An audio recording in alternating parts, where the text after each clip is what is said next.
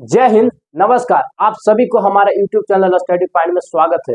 अगर आप SSC GD 10th 12th exam देना है 2025 में और बिहार पुलिस का एग्जाम है, अगर उसका सिलेबस में हिंदी है तो आपका संज्ञा के क्वेश्चन यहीं से आएगा। देखिए, संज्ञा क्या होता है?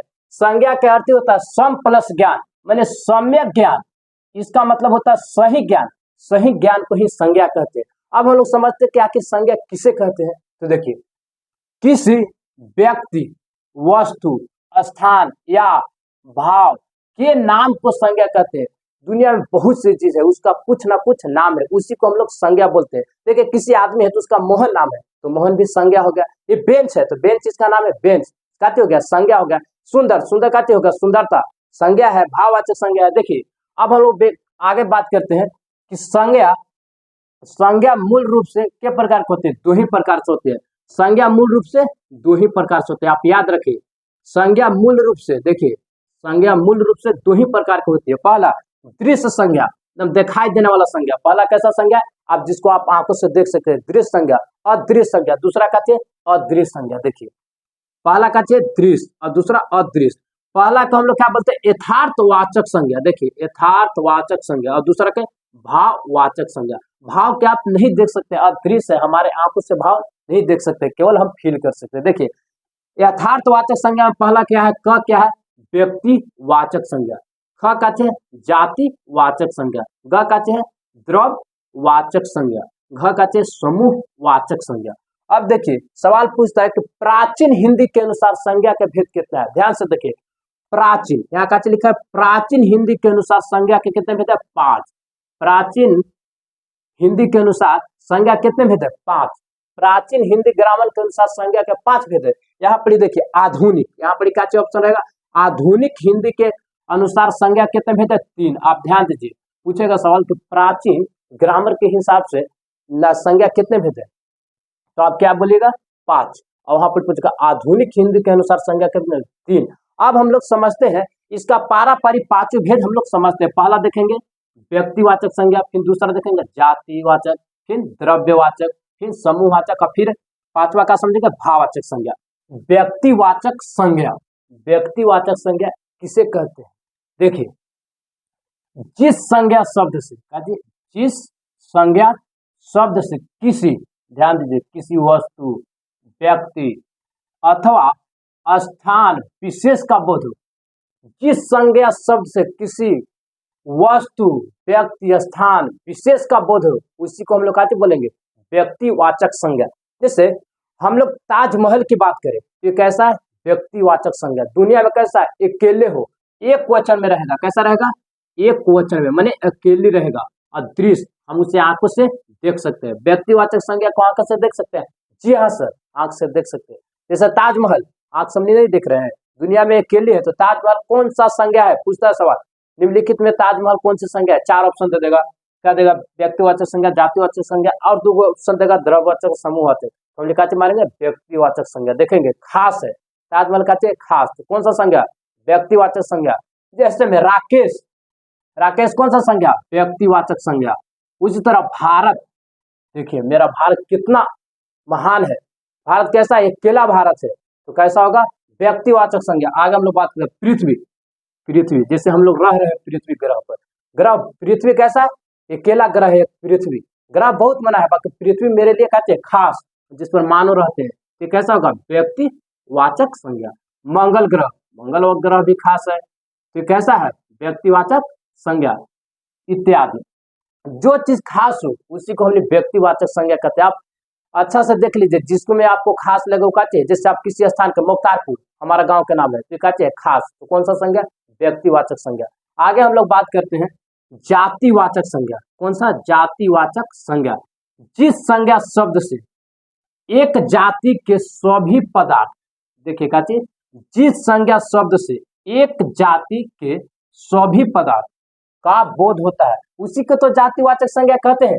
जैसे में देखिए, पहला लड़का, अब बहुत मना लड़का खेल रहा है वहां पर, जैसे मनोज है, मिंटू है, बहुत मना लड़का है, तो सब लड़का का नाम लोग के बोलाइएगा, डायरेक्ट बोलेगा हे लड़का इधर सुनो, तो लड़का कहती है जातिवाचक संज्ञा है। कहती है जातिवाचक संज्ञा।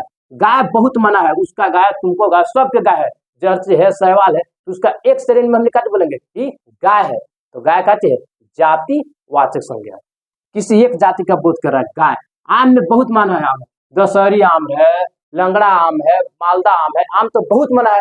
बाकी आम का जाति, एक जाति का बोध करा आम के, तो आम का है जातिवाचक संज्ञा। पर्वत में देखिए बहुत मना पर्वत है, पौई पहाड़ों का पर्वत है, पौई पहाड़ भी है, हिमालय पर्वत भी है, अरावली के पर्वत है, बहुत मना पहाड़ है। और एक उसका कहते हैं पहाड़, नाम बहुत मना है, बाकी एक कहते हैं जाति उसका पहाड़, तो पहाड़ कहते होगा जातिवाचक संज्ञा। स्त्री, स्त्री बहुत मना है, स्त्री कहते हैं जाति, कहते होगा जातिवाचक संज्ञा। नदी, नदी देखिए हमारा ही नदी कहते हैं बटानी, गंगा नदी, गोदावरी नदी, बहुत मना नदी है, तो नदी कहती है वो एक जाति है, तो जातिवाचक, एक जाति का बोध करे। पुस्तक, बहुत मना पुस्तक है, पुस्तक एक जाति के बोध करे, पुस्तक कहते हैं जातिवाचक। उस तरह फूल में भी फूल बहुत मना है, फूल एक जाति के बोध करे, उसी कहते हैं जातिवाचक संज्ञा। इसी तरह इत्यादि। अब आप लोग ऐसे देखिए, कोई भी शब्द आपको है तो आप देखिए कि पूरी जाति के बोध कर रहा है का।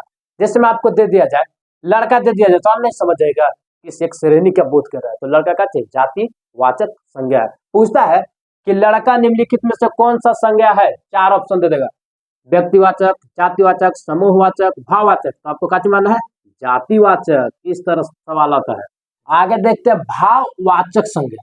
देखिए भाववाचक संज्ञा आप समझिए, भाववाचक संज्ञा किसे कहते हैं, जिस संज्ञा शब्द से व्यक्ति, देखिए ध्यान दीजिए, व्यक्ति, वस्तु और स्थान के भाव, गुण, दोष, अवस्था तथा दशा का बोध होता है, उसी को तो भाववाचक संज्ञा कहते हैं। जैसे देखिए मान के चलिए खट्टा का चीज है, विशेषण है, बाकी इसका भाववाचक संज्ञा कहते होगा खटास। खटास की केवल आप फील कर ओहो खट्टा लगा, तो फील लग कर है, कोई के दिखा सकते हैं खट्टा इसे लग रहा है, नहीं, खटास कैसा है भाववाचक संज्ञा, केवल आप फील कर रहे हैं। मीठा का चीज विशेषण, बाकी उसका अंदर का चीज मिठास, मिठास का हो गया भाववाचक संज्ञा, मिठास के केवल आप फील कर सकते हैं, तो मिठास का चीज भाववाचक संज्ञा। खटास का चीज भाववाचक संज्ञा। अच्छाई, अच्छा का चीज विशेषण, बाकी उसका भाववाचक संज्ञा क्या होगा अच्छाई। अच्छाई, अच्छाई का चीज आप केवल फील कर सकते हैं कितना अच्छा है, अच्छाई से, तो अच्छाई का चीज है भाववाचक संज्ञा। प्यार, प्यार का चीज भाववाचक संज्ञा। सुंदरता, सुंदर देखिए का चीज विशेषण, इसको सुंदरता, सुंदरता का चीज भाववाचक संज्ञा, केवल सुंदरता को आप फील कर सकते हैं, देख नहीं सकते हैं, अदृश्य है, तो कैसा है भाववाचक संज्ञा। चढ़ाई, देखिए ध्यान दीजिए, चढ़ाई का चीज भाववाचक संज्ञा। भाववाचक संज्ञा हमेशा एक वचन में रहेगा, बहुवचन में अगर भाववाचक संज्ञा आया तो आप ध्यान दीजिए, अगर भाववाचक संज्ञा बहुवचन में आया तो कैसा हो जाएगा जातिवाचक संज्ञा। आप ध्यान दीजिए, ये सवाल बहुत बार पूछा एग्जाम में।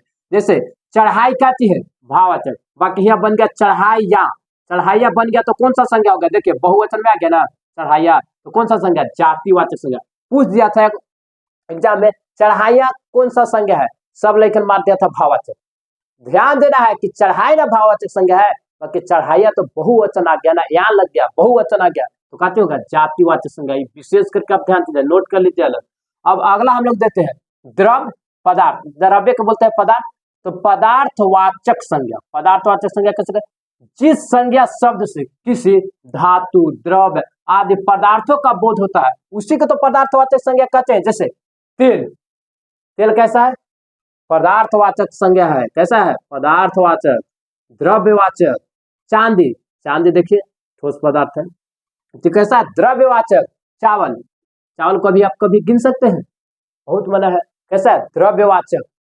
लकड़ी ठोस अवस्था में कैसा है द्रव्यवाचक। कोयला कैसा है द्रव्यवाचक, कैसा है द्रव्यवाचक। किस समय देखिएगा धान का होगा, गेहूं का होगा, द्रव्यवाचक संज्ञा।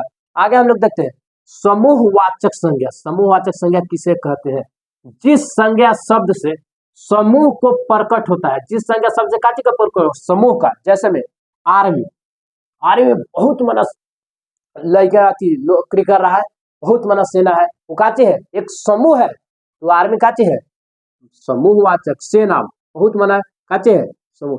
संसद, संसद में बहुत मना सांसद है, बैठल है बहुत मना, तो काची है संसद, एक समूहवाचक संज्ञा है। उसी तरह कक्षा, कक्षा में बहुत मना लेकर पढ़ा, 8 क्लास 9 क्लास बहुत मना लेकर पढ़ रहा है, अलग अलग कक्षा है, तो कक्षा का चीज समूहवाचक। भीड़, अरे भीड़ लगल है रोड पर, पूरा भीड़ है, तो भीड़ में बहुत मना आदमी है, पूरा भीड़ है, एक समूह बना हुआ है, तो कहती है समूहवाचक। संगठन, संगठन में काफी बहुत मना संगठन से जुड़ा है, तो एक समूह बना है कि नहीं, ये कहते समूहवाचक संज्ञा। देखिए आपका अगर ये वीडियो पूरा अच्छी तरह से संज्ञा समझ में आया है तब हमारे आप चैनल को सब्सक्राइब कीजिए, और जो आपको दिक्कत आता है जो सब कमेंट कीजिए, पढ़ाया जाएगा। देखिए आप फिर से ध्यान दीजिए, अगर 12th की एग्जाम देना है 2025 में, या 10th या एसएससी जीडी या बिहार पुलिस, संज्ञा यहीं से सवाल आएगा। इस